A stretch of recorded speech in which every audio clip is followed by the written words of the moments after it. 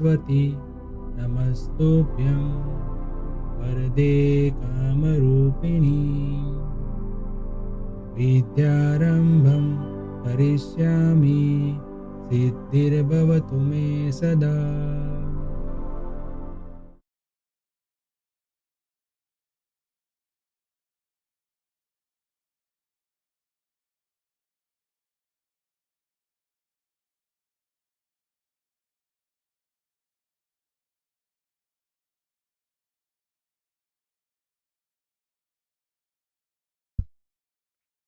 Hello everyone, welcome to Mantra e learning.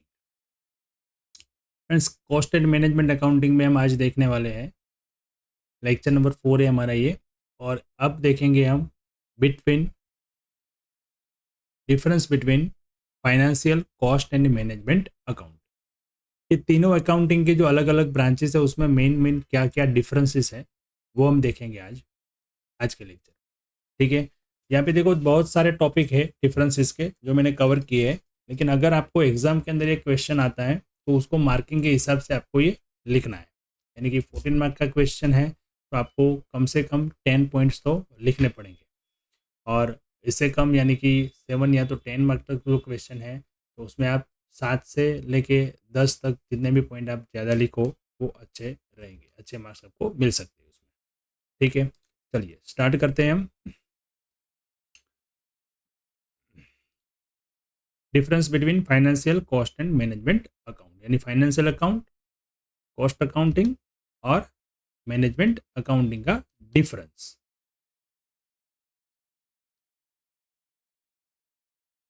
जो भी है वो डिफरेंस हम देखेंगे। चलो, यहाँ पे हम सबसे पहला जो पॉइंट है डिफरेंस का वो है ऑब्जेक्टिव। ऑब्जेक्टिव यानी कि, एक मिनट सॉरी, थोड़ी यहाँ पे कुछ टेक्निकल गड़बड़ लग रही है मुझे। ओके,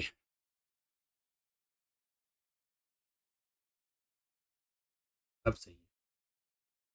सबसे पहला ऑब्जेक्टिव, तो फाइनेंशियल अकाउंटिंग है उसका मेन ऑब्जेक्ट जो है वो है recording financial information for a specific period of time and on that basis determines financial accounting result. यानी कि प्रॉफिट एंड लॉस फाइंड करने का रिजल्ट, एसेट्स ऑफ लायबिलिटी की मतलब फाइनेंशियल कंडीशन क्या है, वो मेन ऑब्जेक्टिव है फाइनेंशियल अकाउंटिंग का।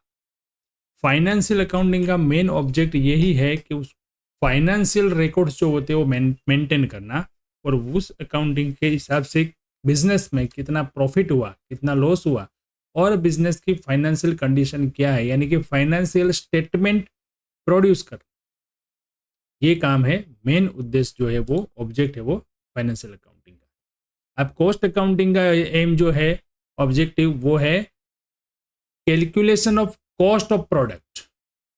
उसको फाइनेंशियल स्टेटमेंट से कुछ मतलब नहीं है, उनका मेन ऑब्जेक्ट जो है वो है पर्टिकुलर प्रोडक्ट की कॉस्ट, उसकी कॉस्ट की कैलकुलेशन।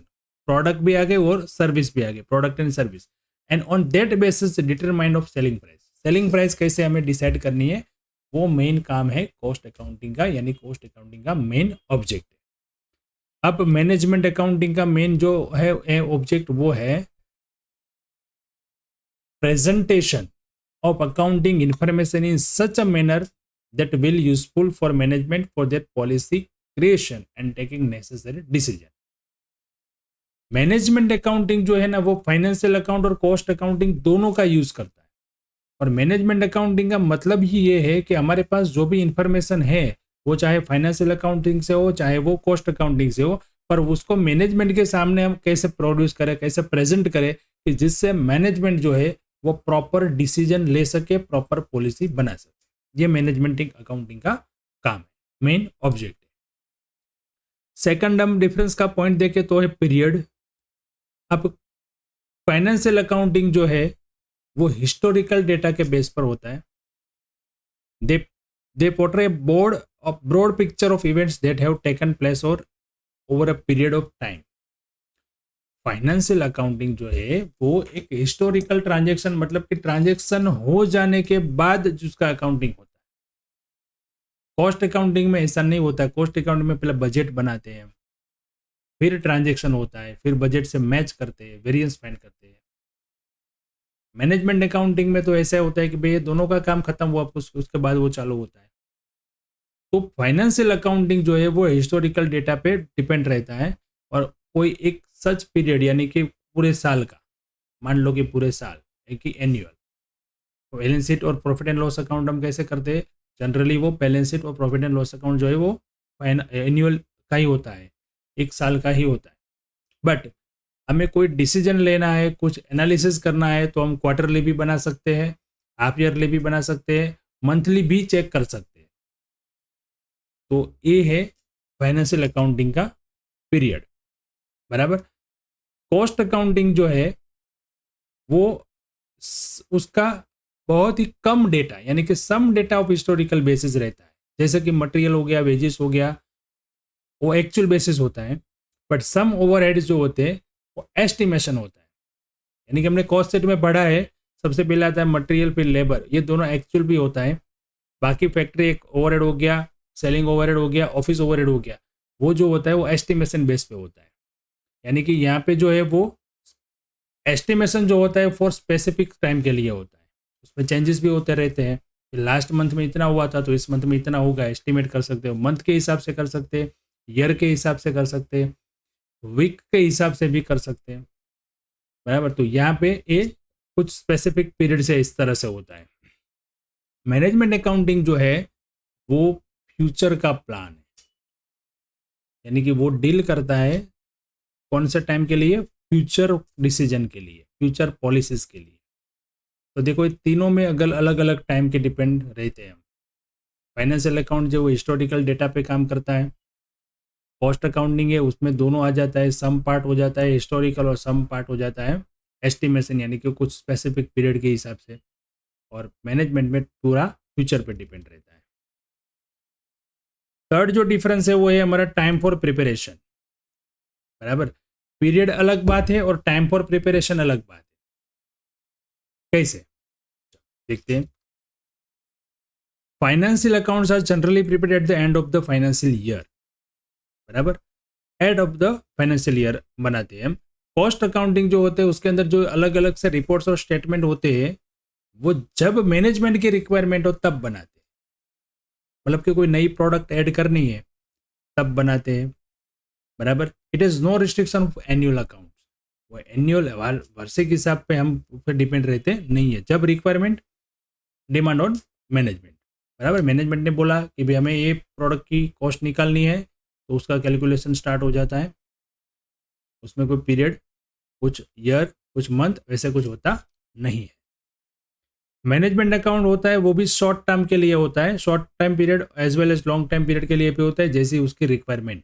यानी कोई बड़ा प्रोजेक्ट में कोई एक्सपांसन करना है तो वो लॉन्ग टाइम के लिए हो जाता है, कुछ नई पॉलिसीज बनानी है, मैनेजमेंट में कुछ चेंजेस लाने हैं तो वो शॉर्ट टाइम में हो जाता है, ठीक है। तो इस तरीके से कब बनाएंगे वो टाइम यहाँ पे ऐसे डिसाइड होता है। फोर्थ डिफरेंस है हमारा अकाउंटिंग फॉर्मेट। अब फाइनेंशियल अकाउंट के अंदर बिजनेस होते हैं इंडस्ट्रीज वाइज अलग अलग टाइप के होते हैं, जैसे कि the business and industries are carried on mostly on joint stock company, बराबर है। जॉइंट स्टॉक कंपनी हो जाती है उसकी। There are provisions as regard keeping financial account for companies in the companies act. देखो कंपनी होता है तो कंपनी एक्ट के हिसाब से उसको फाइनेंशियल स्टेटमेंट प्रिपेयर करने रहते हैं। बाकी के जो है नॉन कॉर्पोरेट जिसे हम बोलते हैं, मतलब सोल प्रोप्राइटरशिप हो गया, पार्टनरशिप हो गया, तो उसमें कहीं पे ऐसा कोई फॉर्मेट वगैरह कुछ नहीं दिया है। उसमें अकाउंटिंग के रूल्स और टेक्निक हमको यूज करके बनाना पड़ता है। पर कंपनी होती है तो कंपनी में कंपलसरी कंपनी एक्ट को फॉलो करके उसी हिसाब से जो भी फॉर्मेट दिए गए उस हिसाब से प्रिपेयर करना होता है। अब कॉस्ट अकाउंट में ये है कि वॉलेंटरी है, तो मैंडेटरी है नहीं। सबसे पहले तो ये वॉलेंटरी है, तो इसके अंदर इसके कोई फॉर्मेट जो है वो कंपनी एक्ट में हमें कुछ भी दिया नहीं है,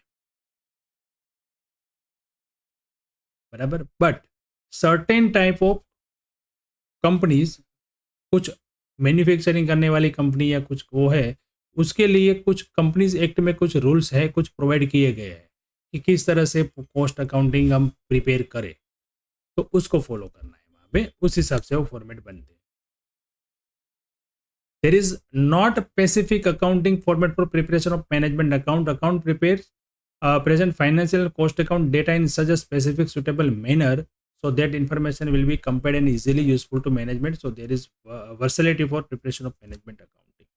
मैनेजमेंट अकाउंटिंग जो है उसको तो वो आगे वाले जो दो अकाउंटिंग है सिस्टम है, फाइनेंशियल अकाउंट और कॉस्ट अकाउंट, उसका डेटा लेना है सीधा और उसको ऐसे प्रेजेंट करना है कि वो समझने के लिए थर्ड पार्टी को यानी कि मैनेजमेंट को इजीली पता चले कि भाई क्या होने वाला है, ऐसे ऐसे बिजनेस हमारा चल रहा है, तो इन फ्यूचर क्या होगा, वो मैनेजमेंट अकाउंटिंग का काम. तो उसके लिए कोई ऐसा कोई स्पेसिफिक फॉर्मेट नहीं है. Accuracy end of amounts, amount की एक्यूरेसी किस तरह से रखनी है तीनों ब्रांच में हम देखें तो accurate figures are absolutely necessary for financial account. Financial account में एक्यूरेट फिगर्स चाहिए, वहां पे कुछ भी ऐसा वैसा चलेगा नहीं. बराबर. कॉस्ट अकाउंट जो होता है सम फिगर्स एक्चुअल और सम फिगर्स एस्टिमेट्स. जैसे कि इनडायरेक्ट कॉस्ट हो गई, एब्सॉर्ब्स हो गई, तो वो प्री डिटरमाइंड भी हो सकती है. जैसे कि लास्ट ईयर में हमारा ऑफिस एक्सपेंस इतना हुआ था तो इस साल भी ऐसा होगा, हम उस हिसाब से एस्टिमेशन लेके चलते हैं. तो वहाँ पे कुछ एक्चुअल होता है, कुछ एस्टिमेशन होता है. मैनेजमेंट अकाउंट में ऐसा कह सकते हैं कि there is less emphasis on accuracy in management accounting. Figure approximated to hundreds or even thousand are more useful in management accountancy. देखो फाइनेंशियल अकाउंट में फाइनेंशियल स्टेटमेंट तैयार होते हैं, profit and loss account and balance sheet. तो इसमें जो हम figures लिखते हैं, जो अमाउंट लिखते हैं, वो एक्चुअल जो होता है वही लिखना होता है. एब्सोल्युटली, एब्सोल्युटली मतलब होता है राउंड ऑफ करके लिखना है. बट कॉस्ट अकाउंटिंग में जो होता है, कॉस्ट अकाउंटिंग में ऐसा नहीं होता है. कॉस्ट अकाउंट में कुछ अमाउंट एक्चुअल होती है और कुछ अमाउंट डिटरमाइंड होती है, प्री डिटरमाइंड होती है, या तो वो होती है एस्टिमेशन बेस पे. तो उस हिसाब से वो हम फिगर्स लिखते हैं वहाँ पे. मैनेजमेंट अकाउंटिंग जो है उसमें बहुत सारा डेटा आ जाता है और वो समझने में इजी रहे उसके लिए उसको हम थाउजेंड या हंड्रेड्स में कन्वर्ट करके प्रेजेंट करते हैं. यानी नहीं होता कि 1000 अमाउंट है तो उसको हम 1 लिखेंगे और ऊपर मेंशन कर देंगे इन थाउजेंड. लैक्स में अमाउंट है तो वहाँ पे हम 2 लाख लिखना है तो 2 के बाद फिर 50 नहीं लिखेंगे, वहाँ पे ओनली 2 लिखेंगे. सारे अमाउंट जो है लैक्स में कन्वर्ट कर देंगे, थाउजेंड्स में कन्वर्ट कर देंगे. तो उस हिसाब से मैनेजमेंट अकाउंटिंग में हम फिगर्स मेंशन कर सकते हैं. Presentation of monetary and non monetary data. अब फाइनेंशियल अकाउंटिंग जो है उसमें जो भी data in terms of money होता है वही हम प्रेजेंट करते हैं. वहां पे नॉन मॉनेटरी ट्रांजेक्शन हम ध्यान में लेते नहीं है, लिखते ही नहीं. In cost account even monetary transaction also recorded. How many units are produce. Cost accounting में हम मॉनेटरी ट्रांजेक्शन भी रिकॉर्ड करते हैं. नॉन मॉनेटरी तो उसमें होता ही है, बट नॉन मॉनेटरी मतलब जिसमें मनी के साथ मनी का कोई टर्म्स नहीं है, यूज नहीं है, वो ऐसे ट्रांजेक्शन वहाँ पे कॉस्ट हम डिटरमाइन करते हैं, तब ऐसे ट्रांजेक्शन भी हम ध्यान में लेते हैं कि जिसका वो खर्चा अभी नहीं हुआ है, एस्टिमेशन है बट होगा, वो नॉन मॉनेटरी हो गया ना. अभी खर्च तो किया नहीं है, खर्च किया आपने तो वो मॉनेटरी हो गया, तो वो फाइनेंशियल अकाउंटिंग का पार्ट हो गया. तो कॉस्ट अकाउंटिंग के अंदर हम मॉनेटरी ट्रांजेक्शन भी लेते हैं. बराबर. मैनेजमेंट अकाउंटिंग का जो है वो मैनेजमेंट अकाउंटिंग का जो interest is interested not only on monetary but also non monetary matters. जैसे कि कोई नया प्रोजेक्ट इन्वेट करना है, कोई नया इन्वेंशन करना है, बराबर है, working condition of employee, competition कितनी है, तो वो सारी चीज़ें देखना देखना का काम, एनालिसिस करने का काम किसका है, मैनेजमेंट अकाउंटिंग का. तो वहाँ पे सब कुछ आ जाता है. फाइनेंशियल अकाउंट में ओनली मॉनेटरी, कॉस्ट में मॉनेटरी नॉन मॉनेटरी दोनों देखते हैं, मैनेजमेंट अकाउंटिंग पे तो सब कुछ देखते हैं. बराबर.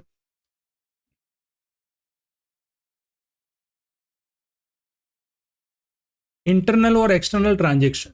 अब ये क्या है इंटरनल और एक्सटर्नल ट्रांजेक्शन? तो फाइनेंशियल अकाउंटिंग जो होता है, financial account the transaction occurred with consider are record, they relate to companies on one hand and the outsider on the other hand.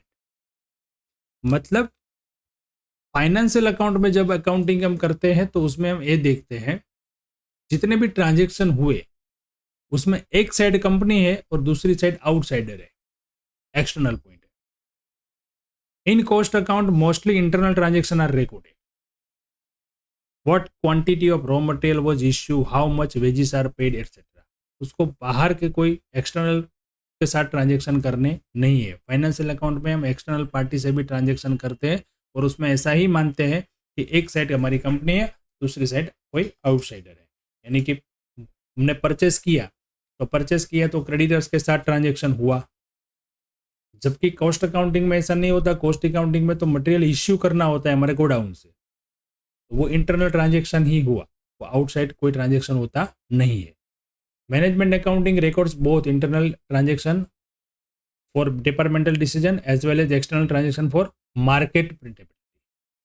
Management accounting में तो सब कुछ आ जाता है क्योंकि वो मैनेजमेंट अकाउंट है ही फाइनेंशियल अकाउंटिंग और कॉस्ट अकाउंटिंग का कॉम्बिनेशन।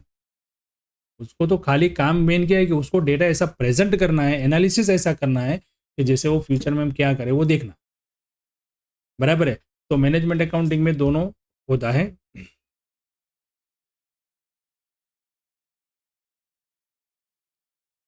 फिर आता है अगला डिफरेंस जो है मेन, वो है price level changes. Price level changes का मतलब होता है कि यहाँ पे changes in the value of money are not taken account in financial account. Money मालूम है कि रुपीस की वैल्यू जो है वो चेंज होती रहती है। जैसे डॉलर का भाव बढ़ गया तो वैल्यू कम हो गई, इन्फ्लेशन बोलते हैं उसको। तो वो इन्फ्लेशन हम अकाउंटिंग में, फाइनेंशियल अकाउंटिंग में हम ध्यान में लेते नहीं है, एक उसके लिमिटेशन भी हम बोल सकते हैं। बराबर। कॉस्ट अकाउंटिंग जो है वो concern with price level changes because on that basis market price of product will be changed.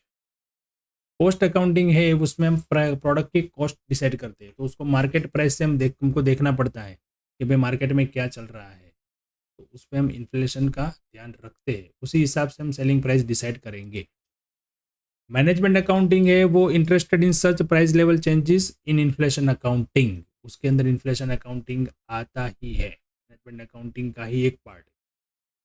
तो मैनेजमेंट अकाउंटिंग जो है वो सच प्राइस लेवल चेंजेस में बहुत ही इंटरेस्टेड है। फाइनेंशियल अकाउंटिंग में वो नहीं है। कॉस्ट अकाउंटिंग में मार्केट प्राइस ध्यान में रखते हैं, मैनेजमेंट अकाउंटिंग का तो पार्ट ही है price level changes. Product wise incomes and expense. अब प्रोडक्ट वाइज इनकम एक एक्सपेंस किस तरह से है, तो अलग अलग जो भी है हमारे पास अकाउंटिंग, उसमें फाइनेंशियल अकाउंट जो है उनको बिजनेस का प्रॉफिट और लॉस क्या है वो देखना है, बिजनेस की फाइनेंशियल कंडीशन क्या है वो देखने का उनका मेन ऑब्जेक्ट है। अब इसमें कितनी प्रोडक्ट सेल करी, कौन सी प्रोडक्ट में प्रॉफिट हुआ, कौन सी प्रोडक्ट में लॉस हुआ, वो देखना काम उनका नहीं है। यानी financial account reveals the profit और loss of business as a whole of particular period. It can not disclose the profit और लॉस पर्टिकुलर प्रोडक्ट वाइज और डिपार्टमेंट वाइज। ये काम जो है ना वो कॉस्ट अकाउंटिंग का काम है। The cost account make up the difference deficit, it will show the profit और loss made on each product और डिपार्टमेंट। बराबर है। मैनेजमेंट अकाउंटिंग जो है some cost and statistical technique for decision making. Management account also prepare statement which disclose product wise और department wise income और expense। तो management का तो ये काम ही है, तो वो उस पर काम करेगा। बहुत सारे टॉपिक है डिफरेंसेस के, हम उनका देखो, आपको बेसिक से उनका डेफिनेशन है, उनका मीनिंग है, उनके फीचर्स है, कैरेक्टरिस्टिक है, वो आप देखोगे तो डिफरेंस आराम से निकाल सकोगे। अभी आपको खाली यहाँ पे खाली पॉइंट जो है, मैं यहाँ पे पॉइंट ऑफ डिफरेंस जो है वही आपको खाली याद रखना है, बाकी अंदर की डिटेल जो है वो आप आराम से समझ सकते हो, लिख सकते हो। Causes of profit and loss. Profit और लॉस जो आता है उसके रीजंस क्या है, कॉजेज क्या है, तो फाइनेंशियल अकाउंट में कह सकते हैं कि the financial account do not disclose the causes of fluctuation in profit loss. Profit loss कहाँ से कम हुआ, कहाँ से ज्यादा हुआ, उसके कोई भी रीजन हमें फाइनेंशियल अकाउंटिंग में नहीं मिल सकते। जब कॉस्ट अकाउंटिंग में हम जाते हैं तो उसमें वहां पे कुछ कंट्रोल कर सकते हैं, कॉस्ट पे कंट्रोल कर सकते हैं, कौन से प्रोडक्ट में प्रॉफिट हुआ, कौन से प्रोडक्ट में लॉस हुआ, वो हम वहां पे देख के कुछ कॉजेस हम जान सकते हैं, बराबर है। Which is utilise for cost control purpose, वो उसी हिसाब से कॉस्ट कंट्रोल प्रोसेस हम करेंगे तो वहां पे हम फोकस कर सकेंगे प्रॉफिटेबिलिटी। मैनेजमेंट अकाउंटिंग का तो मेन रोल ही यही है कि cause, how to find causes of profit और loss. Management account present different types of profitability, liquidity, activity, balance sheet ratio which focus on company performance. So causes of profit और loss will be located and corrective step will be taken. Management का accounting का तो ये main काम है, ठीक है। Management accounting का रोल ही यही है और आज के समय में मॉडर्न टाइम में मैनेजमेंट अकाउंटिंग का ही सबसे ज्यादा यूज हो रहा है। मैं आपको पहले भी बता चुका हूं कि थियरी में आपको ऐसा लगेगा कि क्या मैनेजमेंट अकाउंटिंग पढ़ने का, बट उसको समझो आप इसका कितना यूज है। उनका इंपॉर्टेंट जब तक आपको पता नहीं चलेगा तब तक आप वही करते रहोगे। एग्जाम दे दिया, मार्क्स आ गए, पास हो गए, डिग्री मिल गई, बट उसका रीजन देखो उसमें क्या क्या चीजें आती है, क्या क्या उसका इंपॉर्टेंस है, कहाँ कहाँ पे वो काम आता है, वो समझेंगे आप तो वो उस तरीके से आप काम कर सकते हो, ठीक है। Guide to price reduction, financial account होता है वो कुछ गाइड नहीं कर सकता, वो खाली हमको प्रॉफिट और लॉस दिखाता है और हमारी फाइनेंशियल कंडीशन दिखाता है। कॉस्ट अकाउंटिंग जो है वो इंफॉर्मेशन प्रेजेंट करता है हमारे पास कि अननेसेसरी कॉस्ट कहाँ पे लगती है और उसको कैसे कंट्रोल करें, बराबर। और मैनेजर अकाउंटिंग जो है मार्जिनल कॉस्टिंग का जो एक पार्ट है, हमने पढ़ा भी है टीवाई के अंदर, टीवाई बीकॉम में मार्जिनल कॉस्टिंग जो है उस हिसाब से हम वहाँ पे लोवेस्ट प्राइस, लोवेस्ट लेवल पे किस तरह से काम कर सकते हैं वो हम देख सकते हैं और कैसे कंपटीशन को फेस कर सके वो भी यहाँ पे हम काम कर सकते हैं। Guide to fixing selling price, financial account useless होता है, यहाँ पे कुछ हमको नहीं डिसाइड करके करने देता है कि भाई सेलिंग प्राइस कितनी रखनी है, बराबर। कोई एनालिसिस उस पर है नहीं, बट खाली हम एक्सपेंस और इनकम का एनालिसिस करके कौन से प्रोडक्ट में डील ज़्यादा करे वो हम देख सकते हैं। कॉस्ट अकाउंटिंग का तो मेन ऑब्जेक्ट ही यही था, सेलिंग प्राइस डिसाइड करना। और मैनेजमेंट अकाउंटिंग में देख सकते हैं हम कि भाई कॉस्ट अकाउंटिंग को वो गाइड करता है सेलिंग प्राइस को किस तरह से डिसाइड करना, क्योंकि उनका एनालिसिस जो है वो एनालिसिस के हिसाब से कौन कौन सा फैक्टर हमारे प्रोडक्ट पे इफेक्ट करते हैं वो सारी चीज़ें हम मैनेजमेंट अकाउंटिंग में देख के प्राइस ऑफ सेलिंग में हमको मदद करता है। मैनेजरल डिसीजन मेकिंग के अंदर फाइनेंशियल अकाउंटिंग जो है उसका पर्पज है उस हिसाब से देखें तो financial account is to safeguard the interest of the business and its proprietor for which it provide information in the form of profit और loss on balance sheet. It does not help management to taking many important policy decision. वो हमें हमारी condition दिखाता है, profit है या loss दिखा रहा है या फाइनेंशियल कंडीशन दिखा रहा है। कॉस्ट अकाउंटिंग जो है वो मैनेजमेंट को कौन सी मशीन रिप्लेस करनी है, चेंज करनी है, नई डालनी है, कौन सी प्रोडक्ट बनानी है, कैसे वर्क इफिशिएंटली कर सकते हैं और सेलिंग प्राइस कैसे नक्की कर सकते हैं वो हमें दिखाती है। वेज रेट्स कितने रखने हैं, मटेरियल्स कितना यूज करना है, वो सारी चीज़ें दिखाती है। उसमें मदद कर सकते हैं हमको मैनेजर डिसीजन के लिए। बट मैनेजमेंट अकाउंटिंग जो है वो फाइनेंशियल एंड कॉस्ट अकाउंटिंग की इंफॉर्मेशन को लेके, दोनों को लेके डिसीजन मेकिंग में सबसे ज़्यादा हमें यूजफुल वही एक सिस्टम रहती है। अब किसको ये यूजफुल है, तो फाइनेंशियल अकाउंट जो है प्रोवाइड करता है हमें इंफॉर्मेशन टू यूज आउटसाइडर, जैसे स्टेक होल्डर हम बोलते हैं जिसको, इन्वेस्टर हो गया, क्रेडिटर्स हो गया, गवर्नमेंट हो गया, शेयर होल्डर सब हो गए। अब मान लो कि हमें कंपनी बैंक में लोन लेने जाना है तो वहाँ पे वो हमारी कॉस्ट शीट नहीं मांगेंगे, वहाँ पे हमको बैलेंस शीट ही देनी है, फाइनेंशियल अकाउंट का रिपोर्ट ही देना है, उसी पे वो डिपेंड रहते हैं।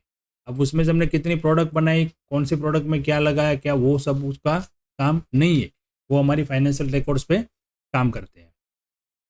कॉस्ट अकाउंटिंग का जो मेन काम है वो मैनेजमेंट को प्राइसिंग के डिसीजन में काम आती है। और मैनेजमेंट अकाउंटिंग हो generally provide information for internal use of management, वो आउटसाइड के लिए काम की नहीं है, वो हमारी इंटरनल पॉलिसी है, हमें इंटरनल डिसीजन लेने में हेल्प करती है। यानी किसको काम आता है, यूजफुल टू वूम, तो बोल सकते हैं कि फाइनेंशियल अकाउंट जो है आउटसाइडर के लिए है। कॉस्ट अकाउंटिंग जो है वो मैनेजमेंट को प्राइसिंग के लिए काम आती है। और मैनेजमेंट अकाउंटिंग जो है वो इंटरनल हमारी प्रोसेस है, हमारे बिजनेस को वो सही तरीके से रन करने के लिए क्या क्या पॉलिसी वगैरह यूज करना है, क्या क्या डिसीजन लेना है। वो useful for policy decision, financial account जो है वो डिफिकल्ट है। फाइनेंशियल अकाउंटिंग से हम कुछ भी पॉलिसी डिसाइड नहीं कर सकते। कॉस्ट अकाउंटिंग जो है वो ओनली प्रेजेंट करता है cost data, product wise data, department wise data. तो वो डिपार्टमेंट में कुछ डिसीजन लेने हैं, कोई प्रोडक्ट में कुछ डिसीजन लेना है, तो वहाँ पे कॉस्ट कैसे कंट्रोल करना है, उन वही डिसीजन में हमें हेल्पफुल रहती है। जबकि मैनेजमेंट अकाउंटिंग है वो हमारा सबसे बड़ा रोल प्ले करती है डिसीजन मेकिंग में, बराबर है। प्रोडक्ट हो गई, डिपार्टमेंट हो गया, फाइनेंशियल अकाउंट में भी हो गया, आउटसाइडर से भी किस तरह से काम करना है, गवर्नमेंट को किस तरह से काम करना है, गवर्नमेंट के साथ कुछ भी करना है, वो सारे मैनेजरियल डिसीजन है वो हम मैनेजमेंट अकाउंटिंग थ्रू ले सकते हैं। Use for other science, yes, तो फाइनेंशियल अकाउंट में हम बोल सकते हैं कि technique and system of statistical method are not made use for financial account. जैसे रिसर्च का पार्ट हो गया, वो फाइनेंशियल अकाउंट में हमें कहीं पे काम आता नहीं है, उसमें तो फिक्स है, ऐसे एंट्री करनी है, इस तरह से डेबिट, इस तरह से क्रेडिट, जो अकाउंटिंग का रूल है, जो टेक्निक है, वही हमें यूज करना। और उसके हिसाब से जो भी डेटा हमारे सामने प्रेजेंट होता है उससे हम देख सकते हैं और एनालिसिस कर सकते हैं इतना कि भाई हमारी कंपनी की प्रॉफिटेबिलिटी क्या है और फाइनेंशियल कंडीशन क्या है। कॉस्ट अकाउंटिंग जो है वो सम टेक्निक यूज करती है स्टैटिस्टिकल पे, बराबर, वो भी ओनली कॉस्ट कंट्रोल की प्रोसेस पे। मैनेजमेंट अकाउंट जो है वो free use of system of cost accounting and statistical method, बराबर, वो इनका यूज करती है। अभी तो एनालिसिस कर सके कि कोई रिसर्च आगे निकल आएगा तब पता चले कि भाई कॉस्ट अकाउंटिंग में क्या करना है, मतलब कॉस्ट कैसे डिसाइड करना है, क्या क्या चेंजेस लाना है, क्या क्या पॉलिसी यूज़ करनी है। फाइनेंशियल अकाउंट में भी हम देख सकते हैं उनका हेल्प से कि भाई कहाँ पे हमें प्रॉफिट बढ़ाने के लिए क्या करना है, ग्रोथ करने के लिए क्या करना है, ठीक है। वो डेटा पे पूरा काम होता है, वो मैनेजमेंट अकाउंटिंग है, तो वहाँ पे साइंस की मेथड यूज होती है।